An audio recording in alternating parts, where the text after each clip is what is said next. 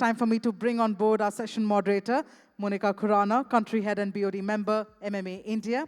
While Monica will be spearheading the session for us all, we'd also like to invite all of our speakers on stage. But Monica, first, I'll have you on the stage so that you and we can extend a warm welcome to your panelists. And your board members, that's right. All right, with that, let's go ahead and invite Gunjan Khaitan, MMA India Board Member, Director, Marketing, Perfetti Van Mill, India. And also, ladies and gentlemen, Perfetti Van Mill has also been our gifting partner for the Impact India 2026.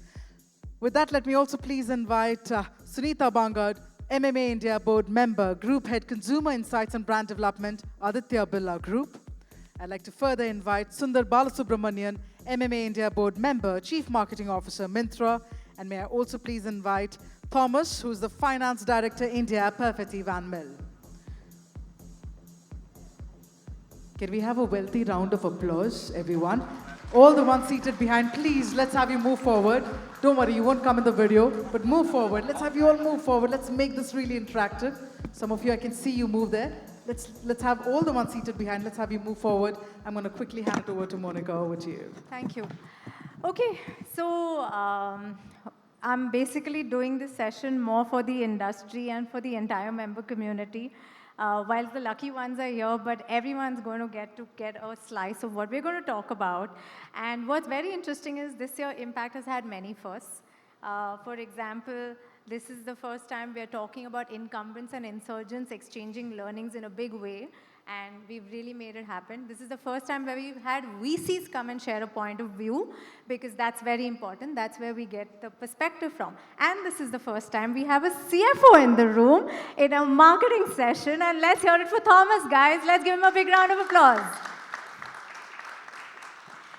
And there is a reason why we have a CFO in the room in a marketing conference, and I'm very excited to talk more about it. So, of course, this feels like like a part of the board meeting happening on stage. We've been talking about financial fluency for marketers as a narrative for a while in our board meetings, and we believe that it's now time to reflect more thinking with the larger industry and to take perspectives forward to the industry. So that said, I'm going to dive straight in. I'm very thrilled to be doing this with the MMA India Board Council, who's running the finance narrative, and to have you as a part of it. So that said, I'm going to start with a few open questions, which, one of you can lead. And then we're going to also involve you in getting your perspective. So let's start by understanding what we've been talking about in our board meetings is that how should marketing be framed in boardroom conversations? Like, we just know that the right way is not calling it a cost or a spend, when it comes to investment in marketing, right? But as a driver for business value. So how do you suggest it should be framed for a CFO to be able to appreciate the need for that investment? Gunjan, you want to start? Yeah, I'm a bit uncomfortable using the word framing because that means I'm being dishonest with my CFO. I'm trying to maneuver around the real conversation. But I think we need to be honest about what marketing does. And the real answer to this is meeting somewhere midway. I do understand CFOs are always looking for an immediate impact. They want to see the impact on enterprise value on the short term, whereas our job, fortunately, unfortunately, is more of a medium and long-term impact on the business. And this is where we have to meet in the middle, and one of the things that marketers have is this incredible ability to tell stories. Yeah. Okay? So to that extent, it is upon the marketer to be able to tell the right story to the CFO, to convince him on the value of a mid and long-term enterprise value creation, right? And I keep maintaining this, that the biggest impact of building brand equity is pricing power. Okay? And not many brands are able to crack it. I mean, we talk a lot about marketing being source of demand generation. Yes, it is. But marketing, and just picking on what Vivek was talking about in the previous session, marketing is also the source of profitable growth. Yes. Okay? And a lot of profit is an outcome of pricing. So my job as a CMO is to create an environment that gives my brand incredible pricing power to be able to sell the same thing but at a higher price because consumers believe I stand for something. And that is the story that I want to tell to my CFO on a daily basis, that don't hold me accountable for the sale of tomorrow, but hold me accountable for the sale of the future and the leverage I'm giving you in the market, and that leverage is my pricing. Interesting. So on a similar note, Sundar, I want to pull you in, to address that in a slightly different way. Like, what is the language you use with your CFO, which gets you both on the same page? Like, in context of how he had a view, what's your view? I think for me, the easiest way or the best way to do it is actually talk about it from a business outcomes perspective. If the conversation is, I need to do a campaign, you're doing half the job of just stating what your action is. But if you frame it as, I am doing this campaign to grow this much awareness to get so many more customers, then you're framing it from a business output perspective. Okay. And I think the level of work that marketing does to decode consumer, we go into amazing levels of details to understand consumer insight, how should we target them, how should we do our value proposition, all of those work. If we do half of that work in framing this exact same thing from a business perspective, I think the finance teams and the marketing teams will work amazingly well together to drive output for the organization. And I think there are points in time where there should be, and when you're talking about business outcomes, I think it is almost shared knowledge where there will be points in time when the marketing team says, do not spend that money, or when the finance team comes and says, no, marketing needs more money. Right? When you reach that stage of symbiotic relationship of understanding how you're adding to business goals is, I think, the best relationships between the two. Let's validate a little bit of what we heard from both of you. So Thomas, the role you play, and as a CFO, you bring like a ton of experience, in the current company and before. So tell me, what is it that finance needs to hear before marketing feels investable? We heard what the two CMOs had to say. So what is it that you feel instantly gets you comfortable to say, no, let's put money into this? Maybe a basic comment from my side first, coming back to the foundations, because I see as well, you introduced it, expense versus investment. I think, I feel it's connotated negatively when we speak about expense, when we speak about spend. I think it's a neutral terminology which we as a finance function simply use. If we look into a P&L, first of all, we look only into expenses, we look into income, we look into costs, we look into revenue. So it's very neutral.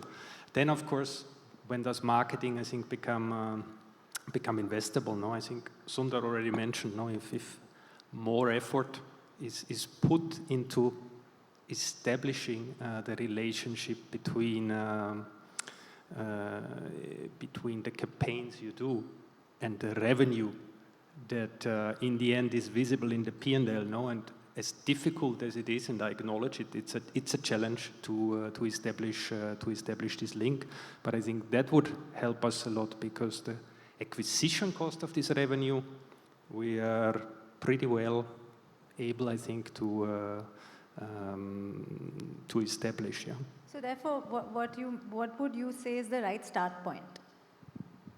From my side is I think also starting to speak the language of finance. Indeed, we are not speaking about, for us, it's not tangible if we speak about reach, if we speak about engagement, which are surely, I think, important and very important KPIs on the marketing side to measure, but it does not translate then into revenue. The closest proxy maybe we are using is market share for companies who can measure. Maybe not each industry can measure, but there at least is a proxy, I think, that we can use. It's, of course, for a defined market, which we have defined for ourselves. It's against maybe the competition, how we are doing. It does not naturally say, are we, as a company, fulfilling the targets?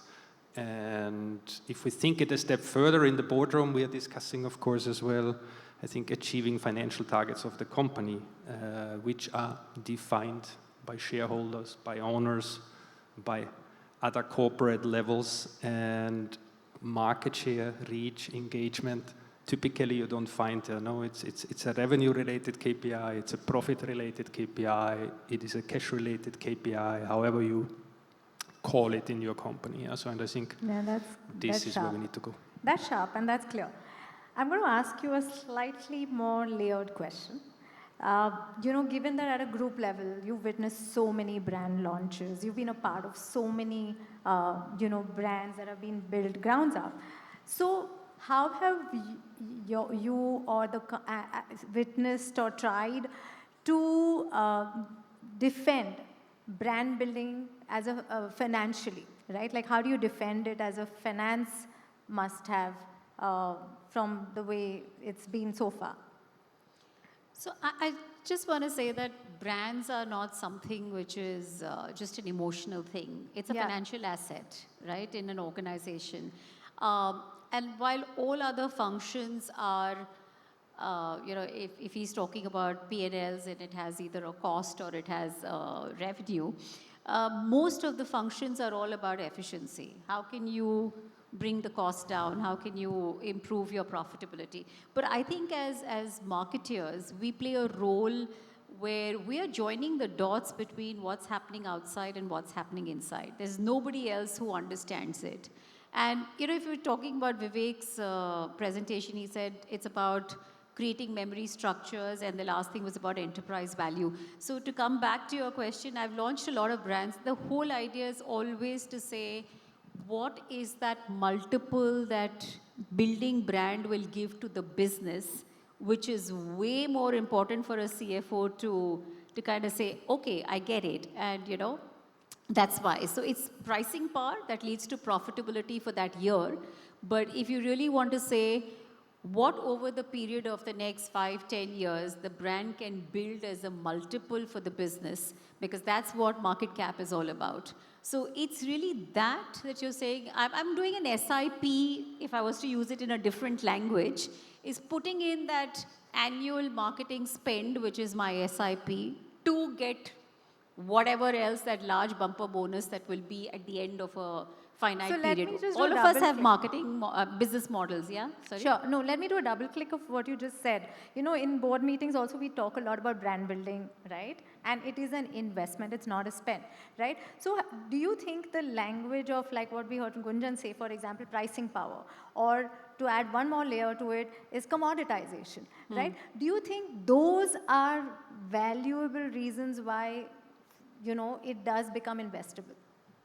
See, I think the problem, Monica, is that we get so caught up in that campaign discussion rather than the business discussion. So if we start talking exactly like Sundar was saying, that it's the outcome. What is that additional growth that I will get? What will that growth give me in terms of a revenue, uplift?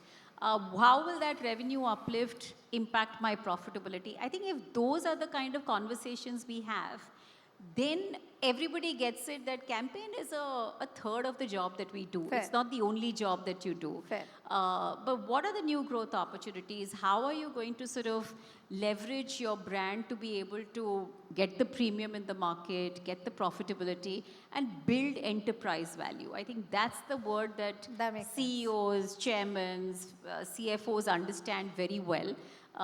Because we all have to answer, the market position where we are in the share price. Perfect. So that's really what we talk internally. So whilst we brought in the brand building view, Sundar, I want to ask you that, when there is budget pressure, right? How do you decide what do you let go, what do you hold on to and pursue, right? And to what extent, therefore, you reset, the plan? I think for us, that's a it's almost a monthly discussion when you're in e-commerce of how much you're going to spend versus what you get out of every month. I think we have a few smart guidelines around strategic areas of investment that while we may bring down a little in terms of scale, but we will never let go of.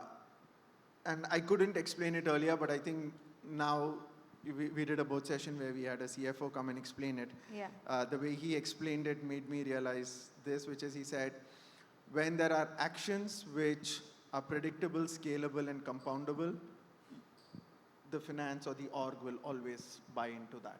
And I think that's where it is. If there are areas which are strategic that will help build enterprise value / any of the other pieces over time, you do not remove that ever.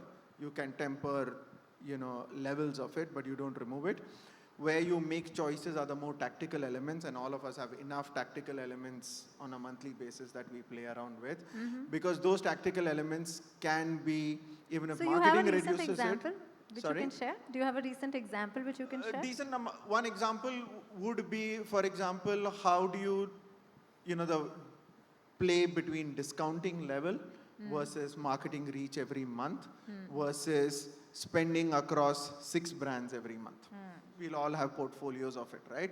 So at an Uber level, do you ever want to go away from saliency, or do you want to go away from the fundamental biggest core promise of your brand? You will never want to do that. But can you play around with levels of promotion, levels of discounting versus maybe driving more distribution in a month to make up for this loss of promotion level?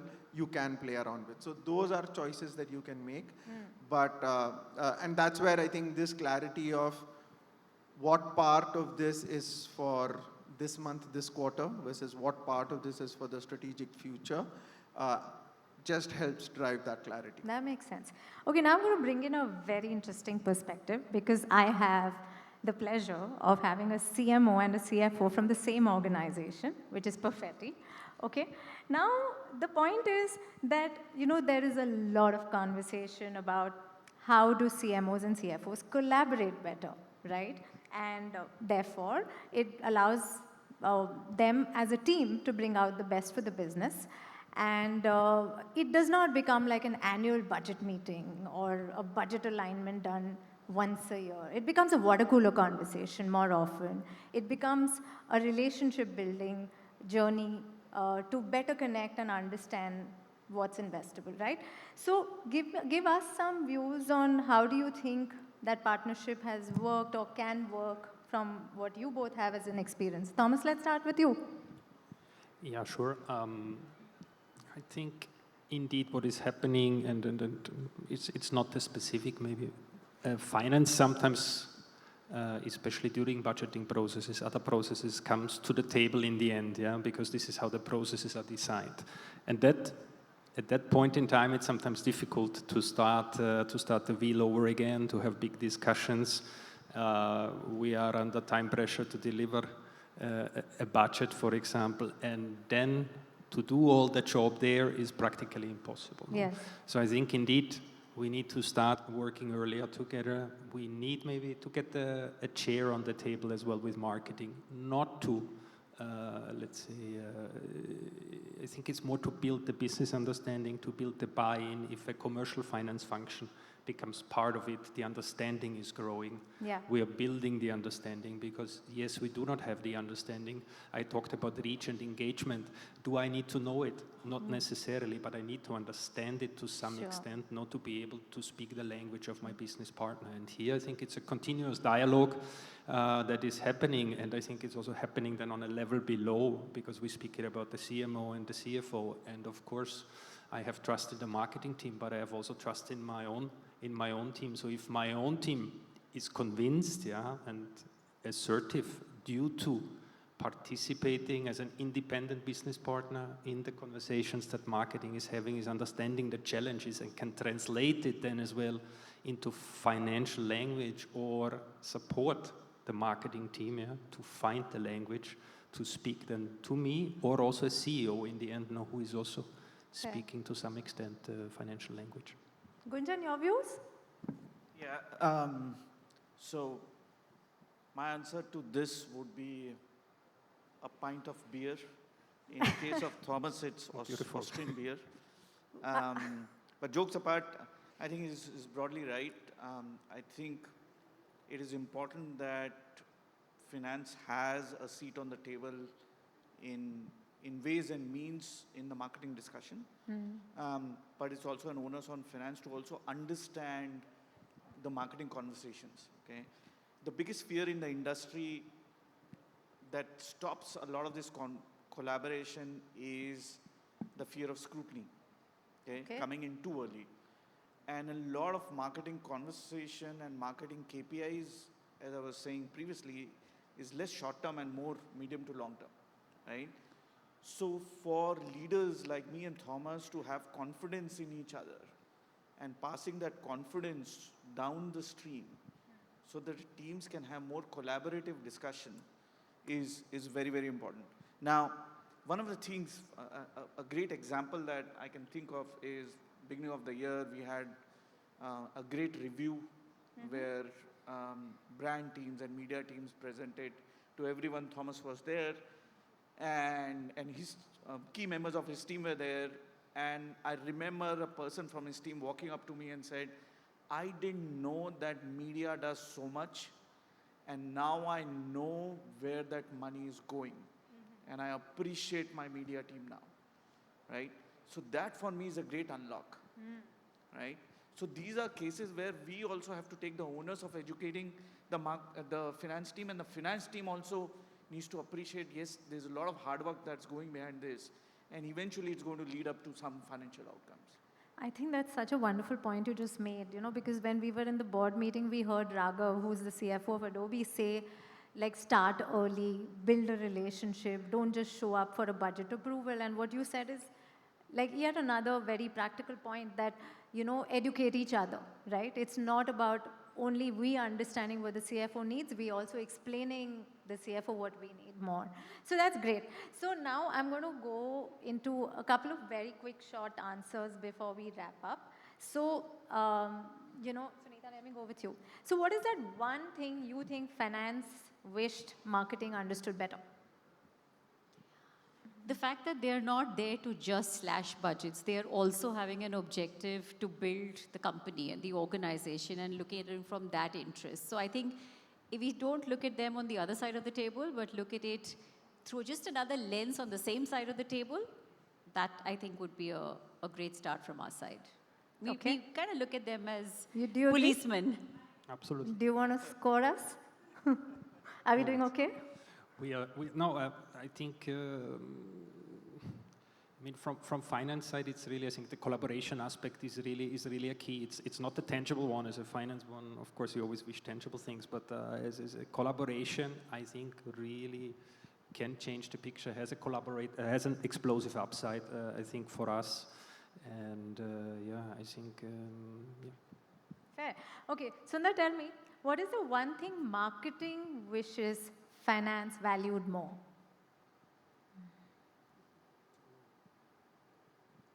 I think that it would be just the appreciation of a little bit of the reverse, which is the non-tangibility of some parts of marketing. Okay. Right? While marketing has to appreciate the tangibility of certain things which are medium term, short term, I think there also needs to be appreciation of some amount of the intangible / longer term / strategic ambiguous parts of marketing. I think that give me an is key. example. I mean, there would be enough examples of why choices are being made for either brand objectives, marketing campaigns, experiments being tried out, any of those, right? There has to be a big part of any marketing budget at any point in time which is into experiments, because the consumer is evolving at that space. If a brand or a organization isn't, it doesn't work, right?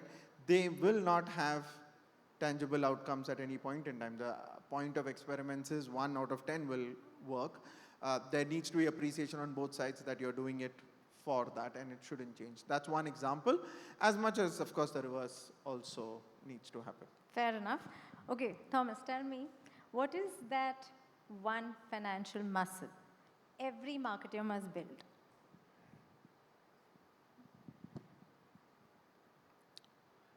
I think, first of all, is the understanding of sustainable and profitable growth. Yeah. So I think that we have very well built in our company, but I have not seen it everywhere. So marketeers thinking really in terms of profit, in terms of gross margins, that maybe now is not directly coming out with media spend, but it comes out with every new product that is launched and when we do extensions and expansions to the brands. So I think that for me is key. So you mean to speak the PNL language? Yes. Fair. Okay, I'm going to ask you guys a very interesting one. Because all of you attended Vivek's session, I'm going to definitely pick your brains on this one. Okay?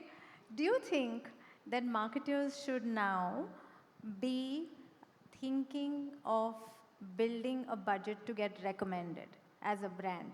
And would that be worth debate to have with the CFO? Like for investing into getting into and doing stuff that makes a brand more recommendable. We heard him say it a lot, right? That now it's time that you find ways to ensure you're being recommended, you're being discovered. So do you think that you would do that? I don't think we need a separate budget for that. I mean, in this new world, it is going to be part of the job that you're going to do.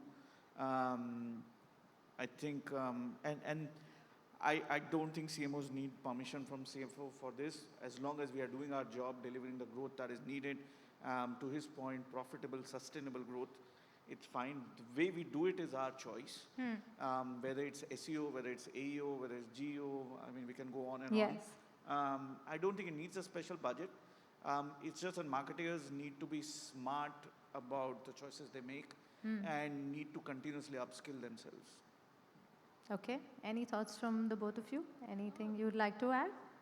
No, I think the job that marketers had always was to build recommendation. Okay. It was in a certain way, Okay.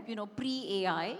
It's now going to be different in the post-AI world. So like I think what he said, we just need to be smarter about our choices. Can't do what we did 5 years ago. It may not give any results. How we spend it, how we use it, so long as we are delivering the objective, the business objective, let's put it this way, I think no permission, no extra money is required. Fair enough. Okay. What do you have to say about it? From my side, no. I mean, the marketing team, I think, don't need any specific budgets additionally or permissions. So I think also that is not what we do in our company, for example. No, I think if marketing does one thing also very, very well, I think it's controlling their budgets, having track on their budgets, having monitoring their budgets on an ongoing basis. So this is nothing as a CFO I would need to worry about. So I really can rely with marketing when a budget is assigned. So let me that flip it. What is it, without being very specific, any of the budget approvals that you've done, what are the times where you found the case the weakest, where you feel that, these are not the best ways to, consider an investment into marketing, like something that weakens your confidence and not want to sort of consider investing? He's not had that experience in India, but you can talk about your previous experiences. Okay, he set it up for you, so. No, yeah, for me, it's not a single activity. It's during the budget discussions. I would really wish we would see a link between the revenue and the marketing spend or marketing investment. So typically, if we increase the budgets by 10 or 15%, we do not have a discussion how much does that influence the revenue figure. Neither do we have the opposite discussion now, which also sometimes if we are under budget pressure and if, let's say, we cannot assign as much as we would like to, we do not have the opposite discussion either. How does that influence on the short and midterm the top line? So this for me is the case. I think it's more the relationship and the link to build between the budget that I have available or the investment and my top line growth. That makes sense. That makes sense. Very quickly, before we wrap up, is there any specific question for the panel which anybody would like to ask? It's a heavy topic, but anything that you guys would like to ask, or we can then wrap it up? Any questions? Okay. Any comments from all of you, any of you which you would like to close with? Anything specific you'd like to leave as a last thought, last comment? On a lighter note, for all marketeers, the best way to build a relationship with your CFO is to bring them onto a panel like this. All right, you said that. Well, thank you so much for doing this. It was a pleasure chatting, and this is an important topic. We'll keep talking more about it. Thank you again. Thank you.